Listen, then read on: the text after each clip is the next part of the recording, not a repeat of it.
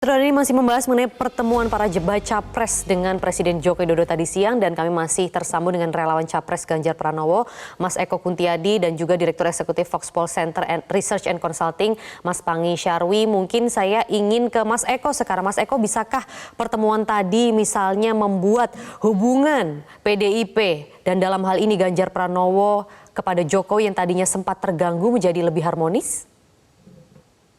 Kalau saya lihat sih hubungan personal ya antara Mas Ganjar Pak Jokowi nggak pernah terganggu ya. Ini kan problem soal politik saja.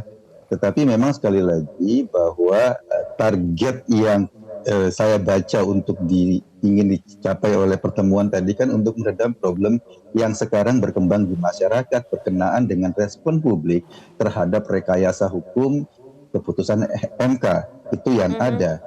Bahwa hubungan personal mungkin nggak ada masalah, tetapi problem yang ada Apakah adalah hubungan personal tidak terganggu? Karena kan Ganjar ini kan diusung oleh PDIP dan PDIP dalam hal ini hubungannya sedang diduga memanas dengan Jokowi. Ganjar tidak terganggu sebagai calon dari PDIP? Bahwa sebagai personal saya nggak yakin terganggu, tetapi ada perbedaan posisi politik barangkali iya. Tapi hubungan personal saya amat yakin nggak terganggu karena dua-duanya ini kan Mas Ganjar Pak Jokowi adalah politisi yang sudah makan asam garam sehingga perbedaan politik ini tidak membuat hubungan personalnya terganggu. Tetapi yang sekali lagi ingin saya tekankan bahwa yang sebetulnya menjadi masalah adalah riak-riak atau katakanlah respon publik terhadap kondisi saat ini. Sehingga katakan misalnya para elit ini bisa bertemu di meja makan, apakah itu otomatis meredakan isu yang ada di masyarakat atau ketidakpuasan masyarakat terhadap adanya abuse of power terutama dalam konteks keputusan MK. Saya nggak yakin itu bisa menyelesaikan karena yang sekarang berteriak, yang sekarang merespon itu bukanlah orang-orang yang misalnya pendukung Mas Ganjar, pendukung Pak Anies atau pendukung Prabowo. Mereka ini ada di luar dalam proses itu, civil society yang bergerak dan mereka tidak bisa kita rangkum dalam ini adalah kubu siapa. Ini civil society yang bergerak, civil society yang bereaksi atas keputusan MK. Jadi saya rasa bahwa mereka sih nggak ada masalah secara personal, tetapi yang jauh lebih penting dari hubungan personal adalah reaksi publik yang sampai saat ini menjadi problem sangat serius. Baik, kalau memang makan siang ini tidak bisa menyelesaikan reaksi negatif publik ya, kalau begitu menurut Mas Eko apa yang bisa menyelesaikan?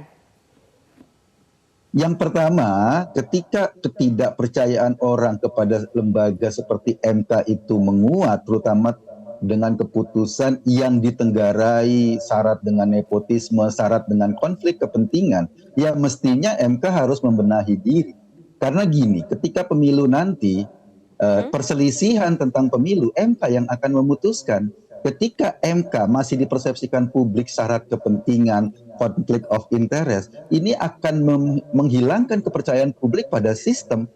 Oleh karena itu menurut saya, kalau seandainya mau membangun kembali persepsi publik bahwa pemilu ini jujur dan adil dan kedepannya berjalan sesuai dengan makna keadilan, ya ketua MK yang dianggap punya konflik of interest harus mengundurkan diri. Saya pikir itu yang satu-satunya jalan ya, agar kita percaya lagi pada hukum. Saya ingin minta tanggapan Mas Pangi sekarang. Kalau Mas Pangi sendiri bagaimana menanggapi hal ini? Apakah memang tidak cukup dengan makan siang? Kalau begitu harus bagaimana? Jadi memang ini strategi presiden ini kan piawai dan mahir ya dari dulu. Bagaimana beliau memahami mengelola emosi publik yang lagi marah dengan seolah-olah dengan mengecoh publik juga dengan gimmick makan siang ini seolah-olah akan selesai. Bahwa tadi yang laut tadi bergelombang, tiba-tiba laut ini akan teduh. Nah ini pikiran presiden mazhab pertama.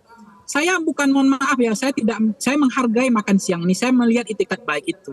Tetapi saya juga boleh dong curiga bahwa ini syarat dengan kepentingan politik bagaimana Presiden Jokowi lagi ngatur napas gitu untuk mengecoh publik supaya sentimen tadi yang bicara tentang yang poin-poin tadi itu bisa dialihkan pembicaranya pada proses meja makan atau politik meja makan atau pesan dari politik meja makan ini. Yang kedua adalah Mbak Maria, susah kita memprediksi bahwa presiden ini omongannya bisa dipegang dari dulu. berbeda antara perkataan dengan perbuatan. Sementara yang dipegang dari sebagai kepala negara dan kepala pemerintahan itu adalah seiring sejalan antara kata dengan perbuatan. Jadi yang dipegang itu perbuatan. Dan itu yang buah itu yang dirasakan oleh PDIP selama ini gitu. Baru PDIP pun merasa dikhianati. Padahal PDIP punya ideologi. Ya kecewa gitu karena perbuatan perkataan tidak sejalan. Nah, Baik. dulu mengatakan Gibran tidak maju karena nggak punya pengalaman, hanya 2 tahun wali kota. Kemudian tiba-tiba serahkan kepada rakyat. Tiba-tiba kemudian orang tua mengatakan tugas orang tua mendoakan dan merestui. Ini apa yang bisa kita ambil pelajaran, ketauladanan dari seorang pemimpin, Mbak? Ini nggak mudah memulihkan animo kepercayaan publik yang presiden pelan-pelan kayak begini gitu. Nggak mudah hanya dengan meja makan selesai.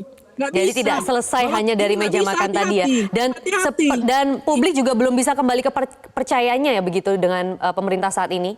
Meskipun sudah melihat tadi suasana di meja Ya. makan yang santai Iya, dan setuju rileks. bahwa ini memulihkan kepercayaan publik Oke. nggak cukup dengan gimmick seperti ini. Harus Baik. ada langkah besar yang harus Baik. dilakukan. Tidak cukup dengan gimmick ini saja. Terima kasih relawan Capres Ganjar Pranowo, Eko Kuntadi, dan Direktur Eksekutif Foxpol Center Research and Consulting Pangi Syarwi Caniago. Jelajahi cara baru mendapatkan informasi. Download Metro TV Extend sekarang.